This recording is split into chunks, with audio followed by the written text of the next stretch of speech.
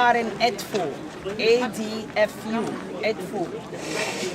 Edfu is the little village that we saw on our way coming here until the year 1866.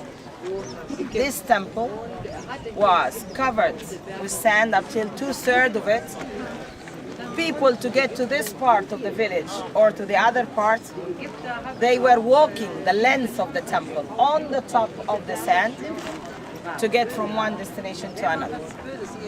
So the temple was covered, or as we say in Arabic, buried in sand that kept it in good condition until 1860.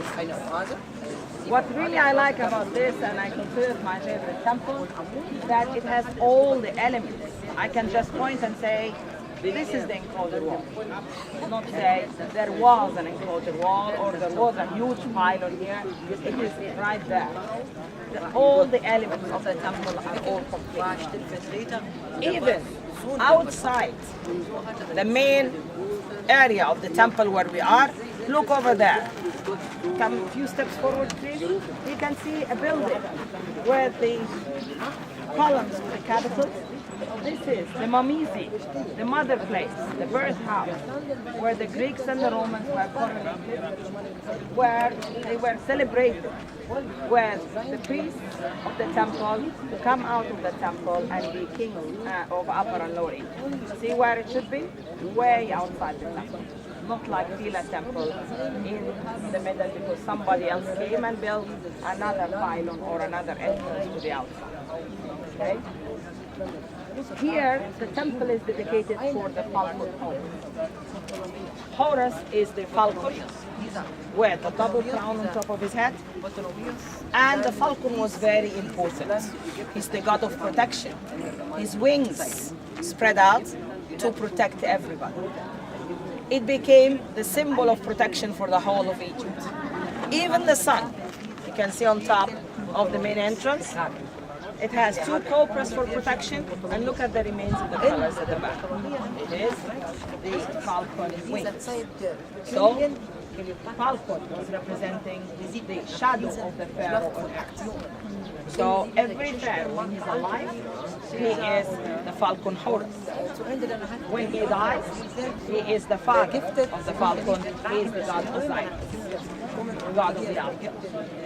To understand more about this, and to tell you the truth, in this temple in the ancient days, this is very important, there was a theater and they played the most ancient drama in the ancient world. It is the story of Isis and Osiris with their brother and sister Set and Nephthys. Now, let me revive that. Do we have any two sisters here? Sisters? You will do nothing. You will just stand to represent the character. You are on holiday, you will do nothing. Okay. Sister? Where's your sister? Here. All right, come here, please. Come on, girls, get over here. I promise you will do nothing. Okay, okay. Right in the center. Okay, we need somebody tall. There's tall people. Yeah, I know. And you too, please. Promise you will do nothing. Tall, right here. Okay. Okay. The story goes as follows. This is the most ancient legend. There were two sisters. Okay. They were called Isis, I-S-I-S, and her sister Nephthys. They lived in the southern part of Egypt. And Nephthys always on the leftist? Well, yes, that would go okay with me. Standing next to Heftus. And then this.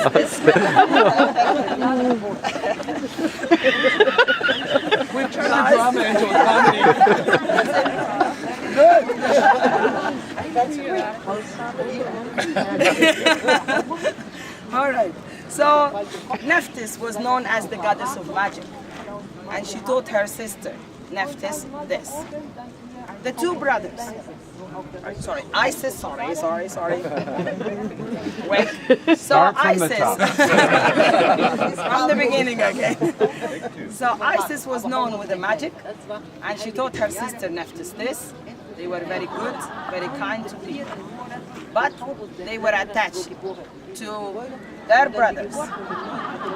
Totally opposite, right? Just in case if he would hit me. We got the good side.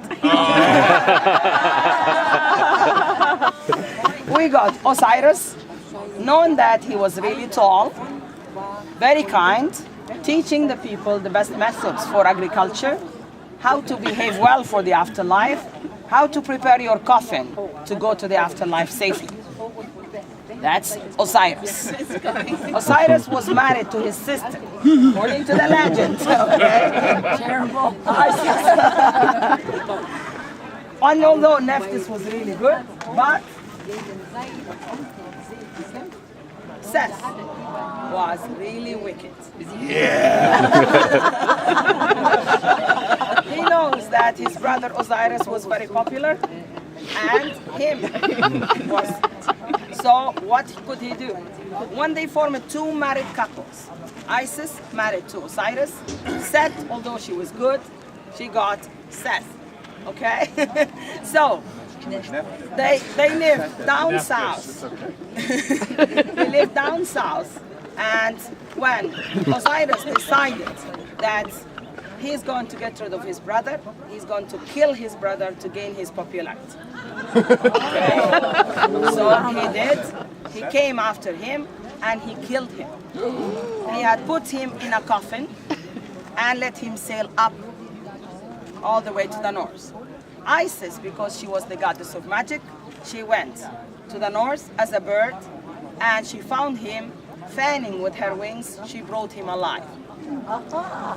Remember when we were in Phila temple, I showed you the two wings of Isis and she was fanning to him as a mummy. So they lived in the north part of Egypt, not in the south, and Seth thought he got rid of his brother. Not yet. Okay. So he went to the north for hunting and he heard the voice of Osiris again. He knew he's alive. So this time he decided to get rid of him completely. Dude. What did he do? He murdered his brother again. But this time double murder. Dismembered him to 14 pieces. They say at that time the governorate of Upper and Lower Egypt were 14. So he threw one piece in every governorate to make it harder for Isis to collect them. She couldn't, so she went to the good sister, Nephthys. She taught her the magic, how they can do that, and they collected the pieces, and they brought him alive, and Osiris told them he doesn't want to live in this world anymore, he wants to move to the afterlife. So,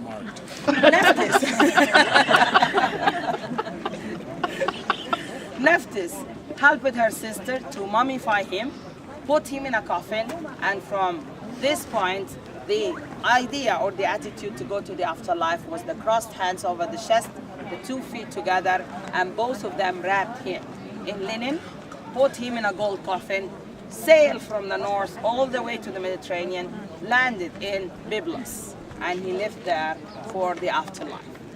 Before he left, his wife Isis was pregnant, and she got the falcon Horus.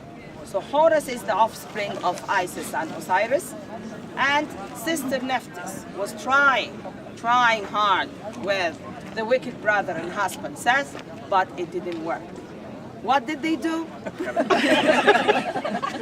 He used to set parties and invite the Egyptians and tell them that he would behave well and he's going to teach everybody how to prepare a coffin. So what did he do?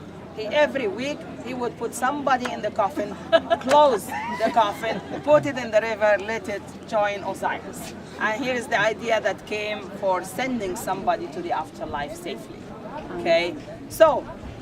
Or sending them up the river. You know walk the plank, here it's up the river. Okay.